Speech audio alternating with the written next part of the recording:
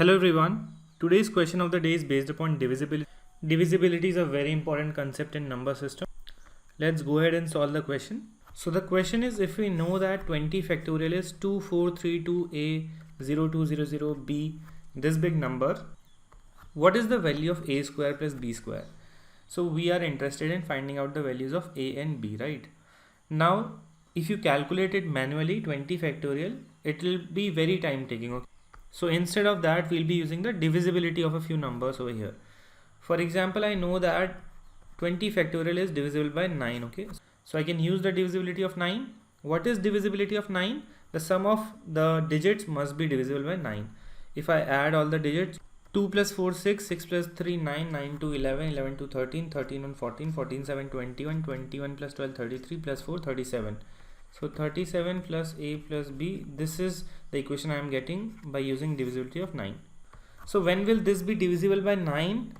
If this sum is divisible by 9, and that is possible only when a plus b should have value 8, because 37 plus 8 gives us 45, 45 is divisible by 9. You have to keep in mind that a and b, they are single digit numbers, okay? What can be the next sum that is divisible by 9? It will be 54. 45 is the sum here when a plus b is 8. If we have to make the sum equal to 54, then a plus b must be equal to 17. Then only 37 plus 17 will be 54.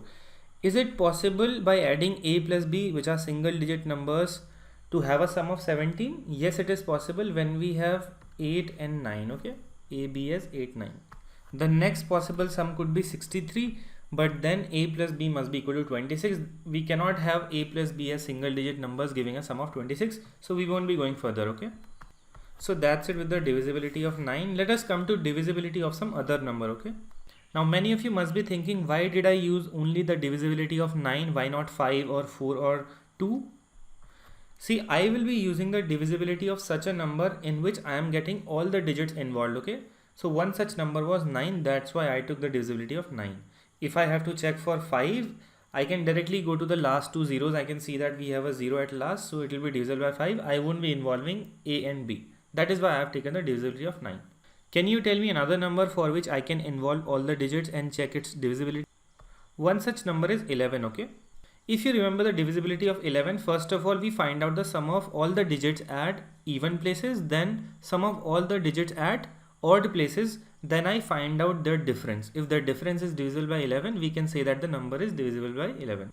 So if I add all these digits at odd places, I will be getting 2 plus 3, 5, 5 plus 2, 7, 7 plus 1, 8, 8 plus 6, 14, 14 plus 4, 18, 18 plus, and this a was also involved. So 18 plus a, this is the sum of digits at odd places. Now I'll find out the sum of digits at even places.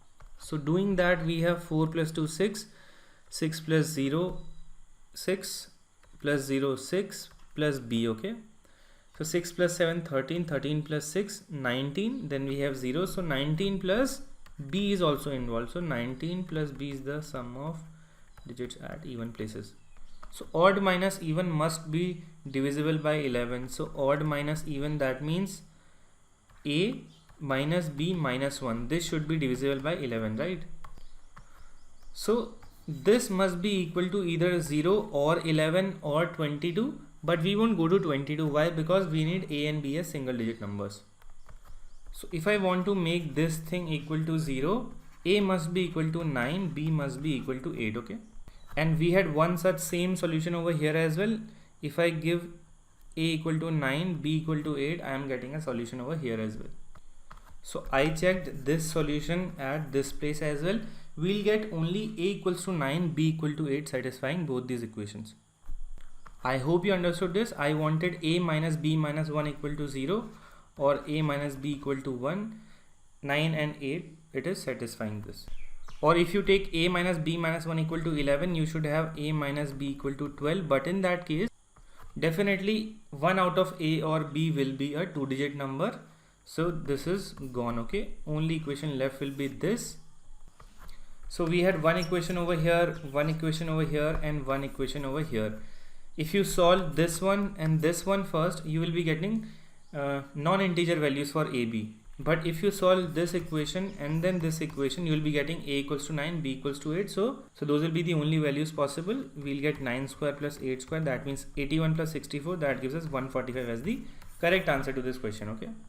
So that is how you have to solve this using divisibility. I hope the explanation is understood. If you have a doubt, please comment. Thank you.